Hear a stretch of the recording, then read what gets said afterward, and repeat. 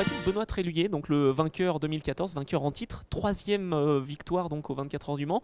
Pour cette 11e participation en 2015, il y a la possibilité de rejoindre Olivier Jean Debien, Yannick Dalmas ou encore Henri Pescarolo, pour lequel vous avez roulé en 2004, 2007, 2008 et 2009. On y pense forcément, non? On y pense parce qu'on nous en parle beaucoup surtout. Mais oui, bien sûr, après ça reste pas un objectif.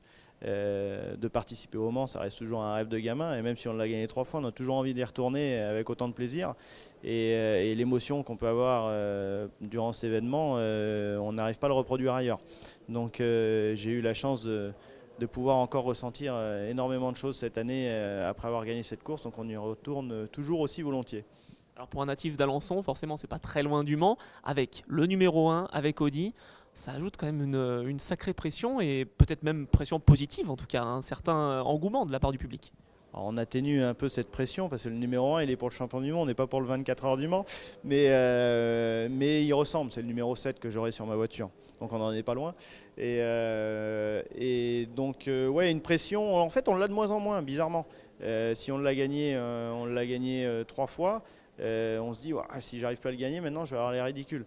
En fait, l'ayant gagné 3 fois, on n'a pas trop l'air ridicule. Donc on s'en sort pas trop mal du côté pression.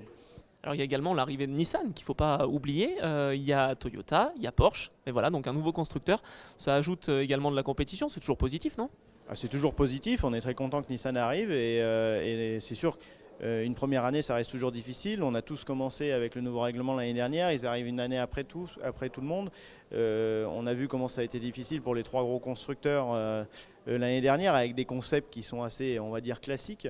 Eux ils arrivent avec un concept qui est complètement différent. Donc je pense que ça va être une dure année quand même pour eux, mais ils peuvent faire quelque chose, ouais. Il faut se méfier.